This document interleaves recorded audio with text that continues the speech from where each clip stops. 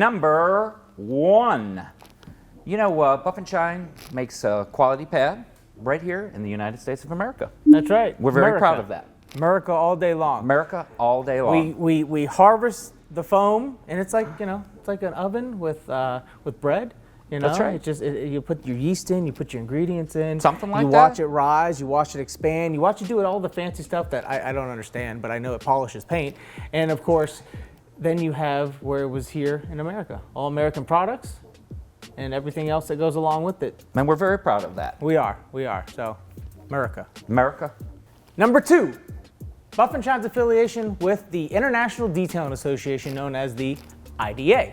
Of course, I am past president, 2018. That's one way of it, but this was something that I established prior to being with Buff and Shine. But the whole point of that is, you know, Buff and Shine has been part of the big scene with the International Detailing Association for many years. You know, you have your established roles with Absolutely. the IDA as well. I actually was with IDA many years before Buff and Shine. Those were my chemical days. And actually, it's a good story that comes with that. I was at a trade show, and as everybody knows, Mr. Keith Duplessis and Apprentice St. Clair came by the booth. I was with a company called Automagic at the time. And they said, Clint, we would like you to come on and help us write the original Certified Detailer program. And I said, unfortunately, I just don't have the time. And you know what Mr. Prentice told me? He said, I don't have the time either, but I take the time to give back to an industry that's good to me. And he turned around and he walked away.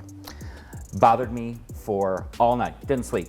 So I had to come back to the booth the next day and say, okay. So that's when I got involved, which was early, 2011, I think it was. Truth be told, what had happened was he had went to dinner, and when the waitress said, what would you like for your son? They gave him the crayons and the paper, and that's when he started to establish writing out all the different things for the IDA, which was really great. So that first rendering of, you know, the testing, it was a little off, a couple different colors. The crayons broke a little bit because he's got big hands for a kid.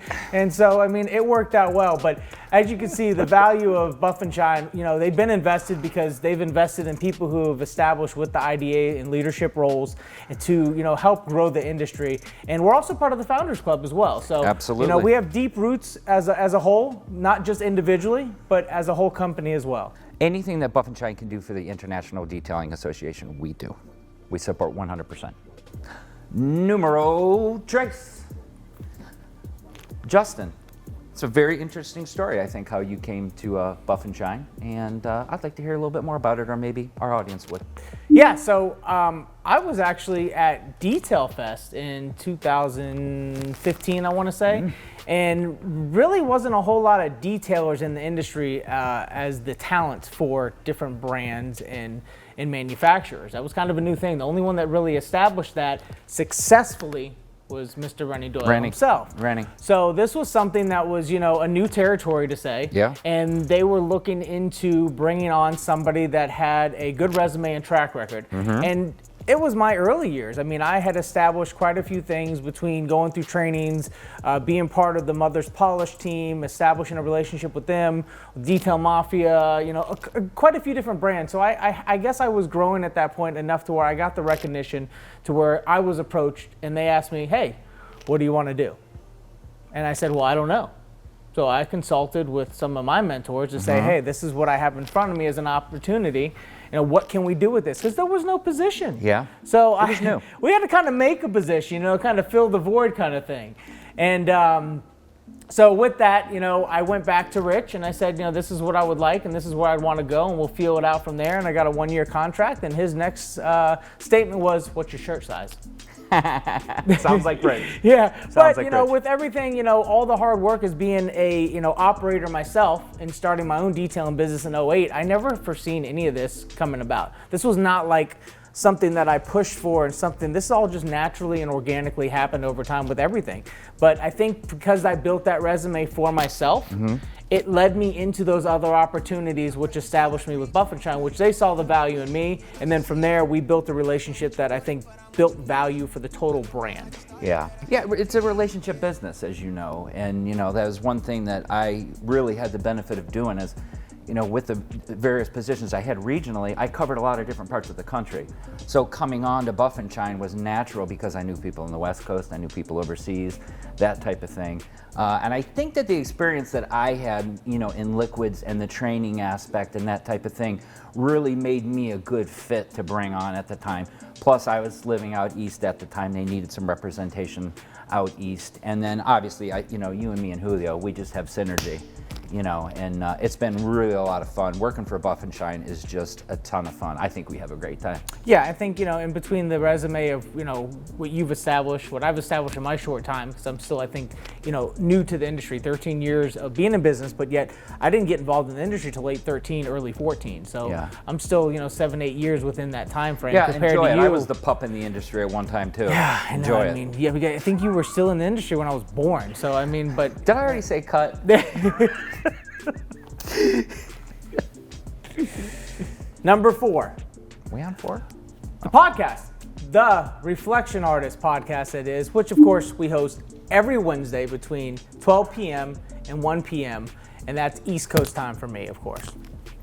So with that said, we have different celebrity guests, detailers that is, manufacturers, owners, CEOs, you name it. Basically, we're talking life, detailing, and business. You get to know the person, you get to know their background, you get to know everything about what they want to talk about, of course.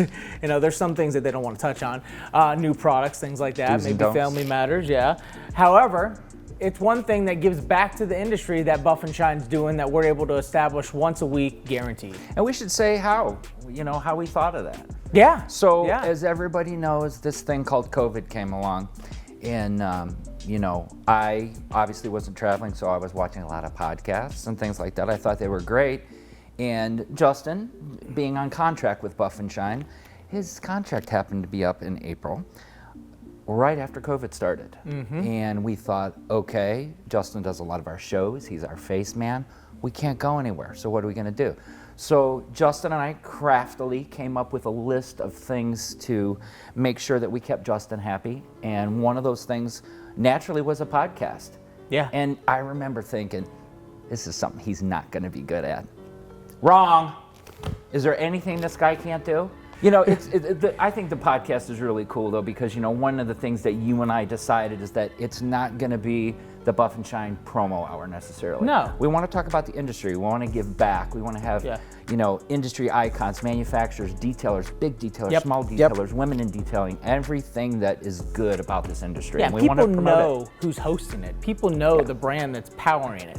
You know what I mean? Absolutely. So our relationships allow us to have our, entry into being able to just make a phone call Yeah. to these people, because others that kind of have these podcasts may not have that opportunity as where we have connections with all of them. And it's fun. It's Yeah. something, the podcast That it is. fun. That is fun. And getting the consumer, the entry-level detailer, to know the individual a lot better, whether it be the detailer or the manufacturer. That's huge. Reflection Artist Podcast. Check it out. And number 5, the special projects that Buff and Shine does, how we get involved in the industry, aside of IDA, is actually, I think, a good story to talk about. Yeah, so I mean, there's the education side, and then there's the extracurricular side that gives us a little bit more notches under our belt. That's right. Not just individually, but for the brand, Buff and Shine Manufacturing. We've got Air Force One that we've attended now for How many years? 7 7 years. We've been the sponsored pad manufacturer for that project. The Gordon McCall Yep. event. There's that. I mean, there's so many little events that other projects that we've donated pads Detail for. Fest. We use them for that, but not just us, others in the industry. So this is something that we stay involved with, and we have our ears to the ground. You have to. Yeah.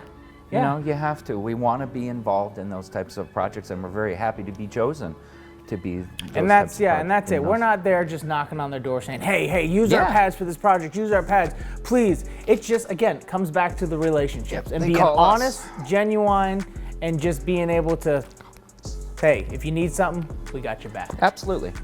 Buff and Shine's proud of that.